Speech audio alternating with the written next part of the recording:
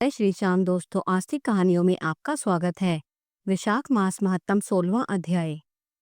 श्रुदेव जी कहने लगे, भगवान के दर्शन के आनंद में मग्न हृदय वाले उस राजा ने तत्काल शीश झुका प्रणाम किया और बहुत देर तक आकुल नेत्रों से विश्वात्म देव जगदीश का दर्शन करता रहा। फिर चरण धोकर जल सिर पर धारण किया और बहुमूल्यवान आभूषण चंदनादि से पूजन करने लगा। धूप दीप फूल माला नैवेद्य और आत्मसमर्पण आदि से विष्णु भगवान को प्रसन्न कर बोला, हे निर्गुण विश्वमूर्ते, आपके चरणारविंद धन्य हैं। ये चरण शरणागतों के पाप दूर करने वाले हैं। तुम्हारे चरणारविंद को भूल तृषा से भी व्याकुल अनेक योनियों में भ्रमण करता हूँ। न मैंने दान किया, न साधु सेवा की, न तुम्हारी कथा सुनी। उस अपराध से शत्रुओं ने मुझे पराजित कर दिया, मेरा वैभव नष्ट हो गया। तब मैं वन में गया और मेरे अपने गुरुओं के स्मरण करते हुए गुरु ने आकर मेरी दीन दशा पर दया कर दुखों से छुड़ाने का उपाय बताया। उनके बताए वैशाख के धर्म कार्य जो शुभ फल देने वाले हैं मैं करने लगा, जिनके प्रभाव से मुझे संपूर्ण वैभव मिला और मैं अत्यंत प्रसन्न हूँ। हे परमात्मा, संतों पर अनुग्रह करने वाले तुमको नमस्कार है। हे जगन निवास, हे देवेश, आप प्रसन्न हो जाइए, जिससे आपके चरण कमलों में मेरी स्मृति हो। हे प्रभु, पुत्र स्त्री को शादी में मेरी आसक्ति ना हो।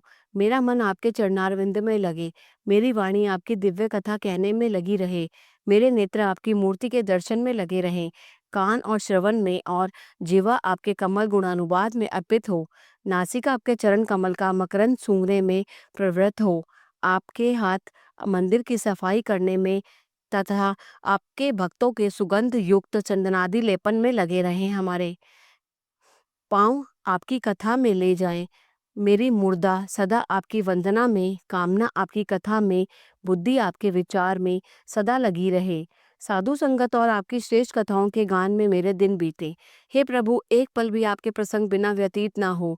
हे विष्णु, मैं संपूर्ण राज्य पुत्र पौत्र आदि किसी की भी इच्छा नहीं करता हूँ। मैं तो आपके चरण कमल की सेवा का इच्छुक हूँ।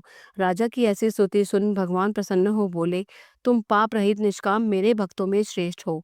10 सहस्र वर्ष की तुम्हारी अवस्था हो, दिव्य धन संपत्ति, मेरी दृढ़ भक्ति और अंत में मेरी सायुज्यता मिलेगी।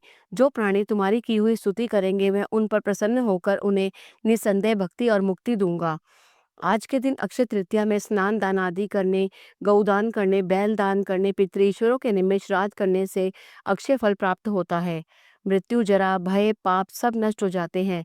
मैं वैशाखोक्त धर्मों से प्रसन्न होता हूँ, जिनके करने से तप अव्यय पद प्राप्त होता है। जो प्राणी मेरे चरणों का स्मरण करेगा उसे प्रायश्चित की भी आवश्यकता नहीं। तुम गुरु के उपदेश से वन में आवश्यक के धर्मों में तत्पर हुए और जगत के नाथ भगवान की आराधना से तुम्हें सब वस्तु प्राप्त हो गई। इस धर्म में प्रसन्न हो मैंने तुम्हें दर्शन दिया है। अब तुम देवताओं के लिए भी दुर्लभ इच्छित भोगों को भोगो। देवादिदेव जनार्दन राजा को ऐसा वर दें, वही अंतर्ध्यान हो गए। तब वह राजा अत्यंत प्रसन्न हुआ। तदनंतर गुरु महात्माओं का सत्संग कर नित्य प्रति ज्ञान प्राप्त करने लगा और वासुदेव भगवान के अतिरिक्त किसी को नहीं मानता था। विशाखों सब धर्मों को बारंबार करने से पुत्र पौत्रादि की वृद्धि हुई और संपूर्ण मनोरथ को भोग अंत में चक्रपाणि विष्णु भगवान की सायुज्यता को प्राप्त हुआ। जो इस परम सुंदर आख्यान को सुनते सुनाते हैं वे सब पापों से छूटकर विष्णु भगवान के परम पद को प्राप्त होते हैं। और श्री कृष्ण भगवान ने की जय। 16वां अध्याय संपूर्ण हुआ।